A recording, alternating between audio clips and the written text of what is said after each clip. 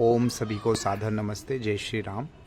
आज फिर से आपका स्वागत है महाराष्ट्र की भूमि पर, जो कंस्ट्रक्शन साइट मेरे आदर्श और मेरा सपनों का घर है, बनने जा रहा है। जो क्लाइंट है उन्होंने एक ही शर्त पे मुझे ये काम करने के लिए अनुमति दी थी कि इसमें किसी प्रकार का सीमेंट या लोहे का उपयोग नहीं होगा या ऐसे कोई भी पदार्थ का उपयोग नहीं होगा जिससे माँ प्रकृति को कोई नुकसान होता हो। हमने यहाँ पर ऐसे कोई भी पदार्थ का उपयोग नहीं किया है जिससे माँ प्रकृति को नुकसान हो, और उन्हीं चीज़ों का उपयोग में लिया गया है जो हमारे पूर्वज कंस्ट्रक्शन करने में या घर बनाने में उपयोग लेते आए हैं। हमने ज़्यादातर मटेरियल तो पुरानी चीज़ों को तोड़कर ही लिया है, जो हमने रिसाइकल्ड लिया है। आपने जो काले स्टोन्स देख रहे हैं, दरवाजे के साइड में जो स्टोन्स देख रहे हैं, ये दोनों स्टोन्स हमने एक पुराने वाड़े को तोड़कर वहाँ से प्राप्त किए हैं। ये पत्थर हैं, ये हज़ारों साल तक ज्यों के त्यों ही बने रहने हैं। तो वहीं से ये वाड़ा टूटा था। अब हम सामने वाले को तो नहीं रोक सकते थे कि आप वाड़ा नहीं तोड़िए, उन्होंने तोड़ा था तो हमने ले लिया। इसके दोनों साइड की चौखट, इससे बहुत सुंदर सी एक चौखट बनने वाली है। हम आपको जल्दी ही उस चौखट से रूबरू कराएंगे। और ये जो फ्रेम देख रहे हैं लकड़ी की, यह मेरे स्वयं की फैक्ट्री से हमने क्लाइंट को दी है। मेरी फैक्ट्री जो है जोधपुर राजस्थान में है। हम वहाँ पर पुराने दरवाजे और खिड़कियों का कलेक्शन रखते हैं। भारत की संस्कृति में अलग अलग राज्यों के दरवाजे खिड़की अगर आप प्राप्त करना चाहते हैं तो हमसे ले सकते हैं।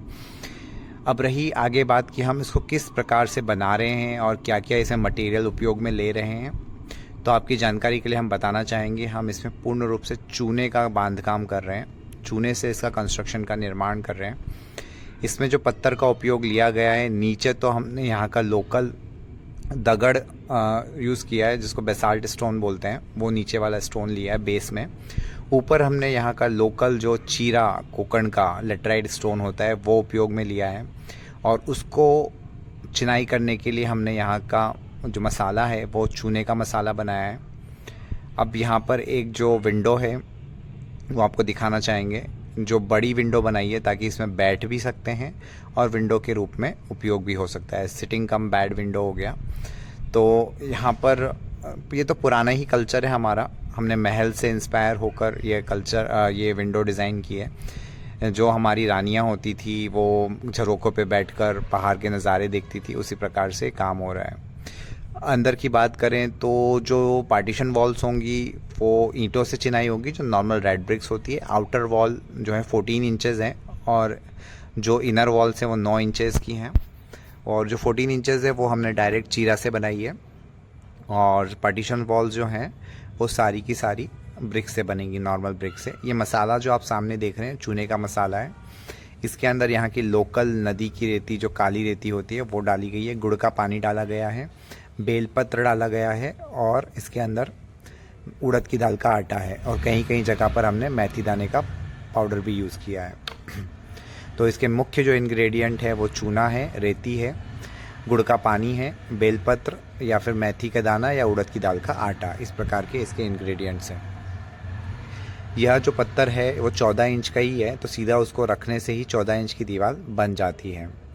और साइड में हमने इस प्रकार से दांते निकाले हैं ताकि जब जॉइंट बनेगा तो इसको सांधा जोड़ बोला जाता है, सांधा जोड़ बन जाएगा ताकि दीवार की मजबूती बनी रहे।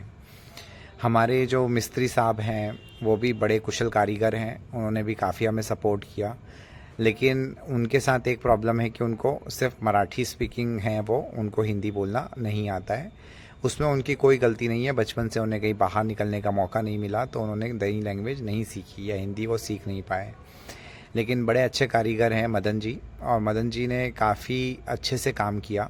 आज तक उन्होंने कभी सीमेंट में, चूने में काम नहीं किया था, वो हमेशा से सीमेंट में ही काम करते आए थे।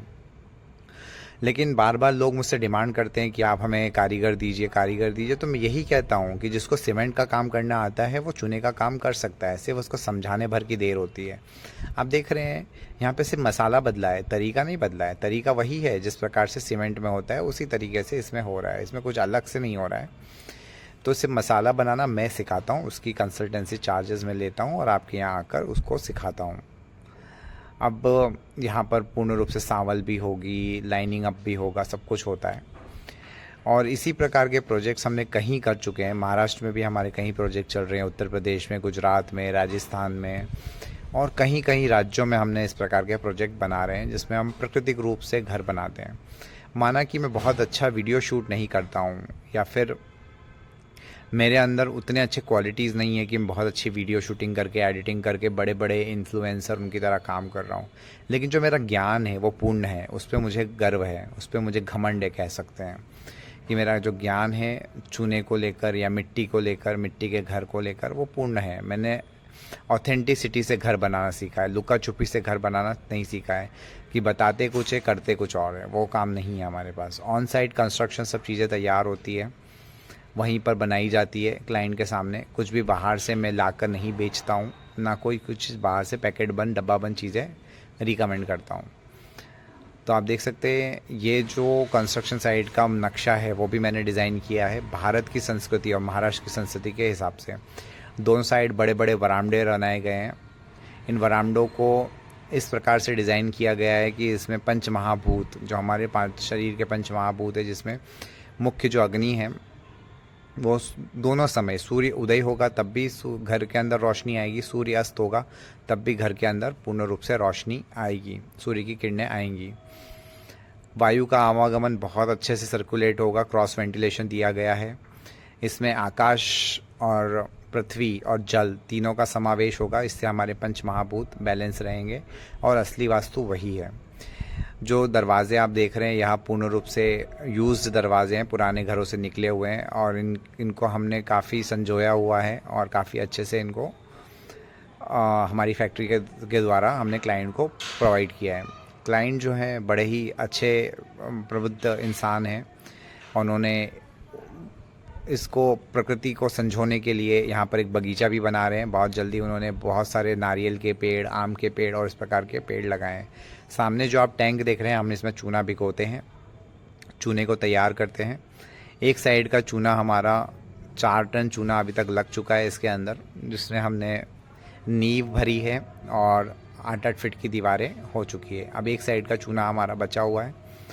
महाराष्ट्र में ही चूना मिल जाता है धुले के पास में, वहीं से हम चूना कलेक्ट करते हैं। वो लोग भी राजस्थान से मंगवाते हैं, लेकिन हम सीधा राजस्थान लेने जाएंगे तो बहुत कॉस्टिंग आती है, इसलिए हम यहीं से लोकली चूना ले लेते हैं जैसा जैसा हमें ज़रूरत पड़ती है। तो अगर आप भी अच्छी क्वालिटी का चूना प्राप्त करना चाहते हैं तो दिए गए नंबर पर संपर्क कर सकते हैं, मैं आपको नंबर प्रोवाइड कर दूँगा। और इस प्रकार का वैदिक घर बनाना चाहते हैं तो ज़रूर से ज़रूर एक बार संपर्क करें। बड़ी बड़ी कंपनियों के चक्कर में ना फंसें। सिर्फ नाम दिए गए हैं इको फ्रेंडली, सस्टेनेबिलिटी, बड़े बड़े इंग्लिश नाम देकर आपको फंसाया जा रहा है। सभी को सादर नमस्ते, जय श्री राम।